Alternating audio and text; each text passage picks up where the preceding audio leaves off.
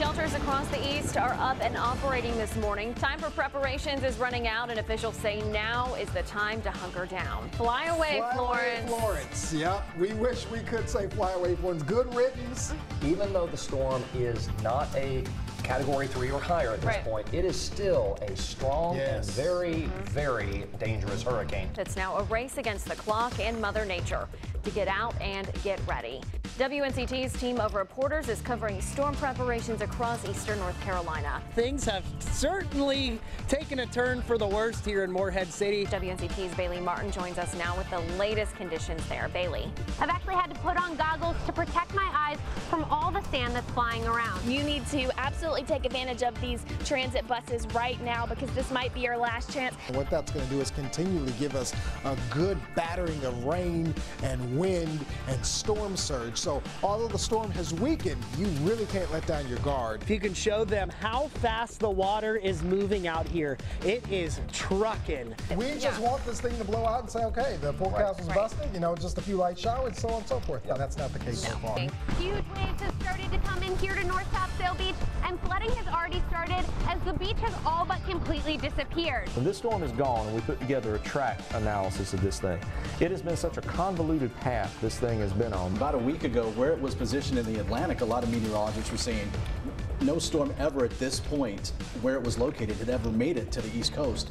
Here it is about 80 miles away from making landfall. Exactly. So, you know, in some ways, you're kind of in unprecedented territory with the track of it. Ken and Shayla, we've experienced a lot. On our way down here, we saw that a lot of the wind started to pick up. Yes. Pretty much 19 years to the day as Hurricane Floyd was making its approach to the North Carolina coast. And back then, that storm did a lot of damage. And unfortunately, it seems like this storm, this time around with Florence, is going to do a lot of damage. Exactly. We know, fortunately, a number of people have heeded those warnings. Yes. The evacuation shelters are filling up, thousands of people taking advantage of those. Hopefully we'll continue that weakening trend. That would be wonderful. The problem is it's still a large system, and it's going to bring a huge swath of heavy rain through eastern and central North Carolina. We're going to continue to be here and bring you updates, sending in video back to the station, of course staying safe while we do it. Huge waves have started to come in here to North Topsail Beach, and flooding has already started. We're starting to get crushed by winds here, and roads have already started to wash away. There are unconfirmed reports on social media that this section of the pier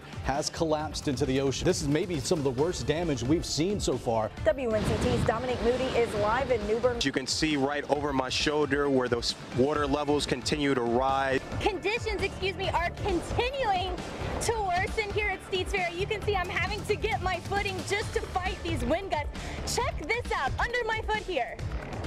This is a shingle from the roof of our hotel. These things are scattered all across the parking lot, if that gives you any indicator of just how strong these winds are. We will take any bit of weakening we can get. To see what 24 hours could make, because we were there on Wednesday.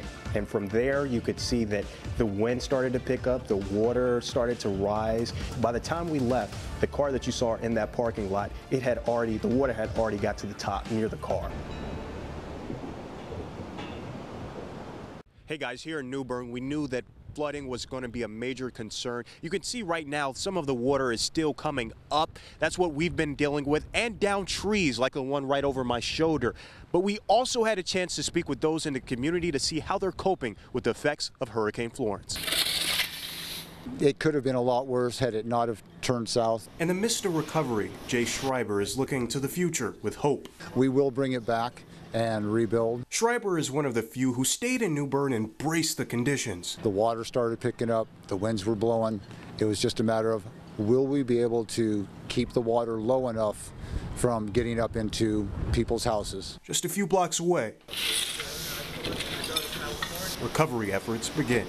This is what's left of surf, wind, and fire. The winds caused the roof to cave in. Blocks of wood remain and pieces of glass are scattered in front of the business. On the other side of the railroad tracks, shingles fall off the top of this home. These homes, a lot of them have been flooded. We have 4,200 homes that are damaged in New Bern. We have 300 businesses that have considerable damage. Mayor Dana Outlaw says the coming days, weeks, and months are a time to heal. All of us get together and get our community back. We're going live with Governor Roy Cooper, who's giving an update on Florence at the Joint Force headquarters in Raleigh. We don't need people out on the highway blocking those routes. This storm has never been more dangerous than it is right now for areas from Fayetteville and Lumberton across the Sandhills and southern Piedmont to our mountains. The Cape Fear, Lumber, Neuse, Yadkin, and portions of the Rocky River and South Fork of the Catawba River are still rising. Major structural damage is the way Onslow County described its buildings after Florence hit the Carolina coast. Heavy rains and winds slapping the Sneads Ferry and North Topsail Beach area began Thursday. I'm having to stand my ground because the winds are coming in so strong. The rain is pouring down on us now. The bridge to the beach shut down Thursday night as conditions were deemed too unsafe. It's that 45-mile-an-hour sustained winds. Anything above that and a car could go over the side. Traveling further along Highway 210, a BP gas station ripped to pieces. This canopy tossed in a heap in the parking lot, 2 gas pumps knocked over. Damage to businesses not stopping there. This tree uprooted at Coastal Tool Repair on Sneads Ferry Road, and signs scattered all over the place. More than 60 people were evacuated from the Triangle Motor Inn here in Jacksonville on Friday after hurricane-force winds and rains collapsed the roof. It must have been the wind that blew off that roof. And this morning, you can see that fell off, and that cable fell off this morning. 9 on your side able to get back over the bridge to North Topsail Beach Saturday morning. Debris filling the roads as Florence eliminated sand dunes. Very few remained in the area due to a countywide mandatory evacuation. I had evacuated once this Florence. It's bad, and I don't recommend anybody to do it. Something that may have saved some lives. In Onslow County, Courtney Allen, 9 on your side. The latest on Hurricane Florence and its impact across eastern North Carolina. This brings President Donald Trump to North Carolina this afternoon, talking Florence recovery. The president wrapped up a briefing this morning after landing at Cherry Point and Havelock. WNCT's Brandon Truitt is live there now with more. Brandon. Maria, the president landing just after 10:30 this morning. He was greeted by Governor Cooper at the foot of Air Force One. From there, the two walked across the tarmac behind me to an essential roundtable with state and local lawmakers, as well as the head of disaster relief, such as FEMA. Let's take you to some of the video that we saw. The president started by going ahead and thanking the first responders who've been working this storm since before it even hit our coast. And he highlighted the severity of Florence. And one thing to note here is he was bringing up the amount of rainfall we've seen, as well as the record amounts of power outages across the state. The president saying, quote, "The threat is not over." It's a warning that these floodwaters are still a hazard across our state. Hundreds of thousands of people across North Carolina are still without power. Duke Energy saying they've restored it for millions of us. But the president is promising funds, saying that's what it's going to take to bounce back, saying the money is on its way. We will be there 100%, and all of the folks from the federal government that are around the table, they're confirming it. That's why we started early, and we'll be here late. From there, the president rolled out via motorcade, and we're not sure exactly where he is going at the point. We're getting word that there might be some activity in New Bern. We do know there's restricted flight paths over New Bern and Myrtle Beach. That might be an indicator of where he's planning to go the rest of the day. A note here, lawmakers, the senators here, included North and South Carolina senators, so he is going to both states today before heading back to Washington later tonight. We're going to continue to go through this, as well as what was said exactly at this briefing, and bring the latest tonight at your news at 5. Live in Cherry Point, Brandon Truitt, 9 on your side. Thank you, Brandon. Well, there's a possibility President Trump will be in Craven County to see damage there. It's one of the hardest hit areas in New Bern. This is a live look of New Bern right now. More than 4,300 homes and 300 businesses in the city are destroyed or damaged by Florence. You can see President Trump there right now, actually. Dozens of homeowners in New Bern are ripping up carpet and floorboards on Glen Burnie Drive. The street is lined with couches, chairs, and mattresses tossed out after the storm. Several generations of the Jarman family live on this street. They're working together to save what they can between 3 homes. It hasn't been normal. Just checking on everybody, making sure everybody's okay. And my mom's house had a lot of damage, and they brought her back in from Raleigh. She's staying with my sister and her husband. Many people on the street say they don't have flood insurance. Efforts are still underway to restore power throughout the county. Meanwhile, Governor Roy Cooper took to the skies yesterday to survey the areas hardest hit by Florence. From the air, you can see just how much water still covers parts of our state. Along with the devastation, the governor says he saw resilience. We're going to make it through this. We just got to depend on each other and make sure that we work together for the good. Crews have come from all over the nation to help. The governor will visit Newport today. He'll survey storm damage and meet with first responders in Carteret County later this afternoon. We now head back out to Carteret County where damage is reported. WNCT's Brandon Truitt live now with the latest on the conditions there. Hi, Brandon. Behind me, a good representation of that storm surge that we've been talking about. We are certainly seeing a lot of trash, unfortunately, that is making its way flowing down. It seemed like, you know, last night and early this morning we weren't going to get that much rain, but that obviously has changed considerably as you look at the fishing pier there, the boat dock. Town of Ayden has had power issues all day long.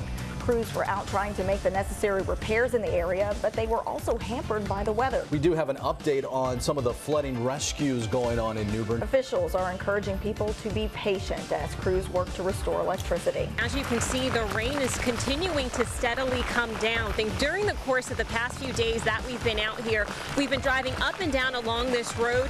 This used to be a field. Now you're seeing that it looks almost like a lake. We want to get this out. The town of Oriental, they are having an issue with a leak, some leaks with their water towers. They will likely be shutting down their water plant tonight if they cannot locate those leaks. If you look right behind me here, we have some trees down. Now this tree was completely blocking the right lane of traffic into Morehead City, but we just had a bulldozer come over and kind of push it out of the way here. You can see how big this tree was when it fell, most likely from those high wind gusts that we had last night. You need an example of the destruction of Florence. This ought to do it right here. We are seeing an entire roof, metal structure right here that has peeled off of this car collector shop, and these consistent non-stop winds is what's causing this. It's really just been creeping along and dumping copious rainfall totals over the past couple of hours. It really does look about the same as it's looked over the past 2 hours. Very, very intense tropical storm force winds, it seemed like, for most of the day, but right now at this hour the wind is calm. We have products we're updating on our main website.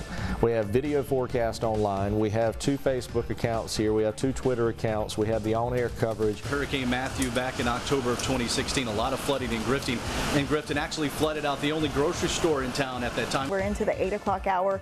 Now we know that the mandatory curfews have taken effect for Greene County, the countywide curfew for Craven as well. Both of those will continue until 8 o'clock tomorrow morning. We're still under a tornado watch even at this late hour. We want to help keep you safe during storms like this. This one persistent band right here just looks like it hasn't moved hardly any at all. With the eye on shore now, the system is not going to strengthen anymore. Hey Shayla, a lot of the roads here in Washington blocked off because of flooding. We've seen power trucks out here hard at work trying to get power back. A lot of people without power.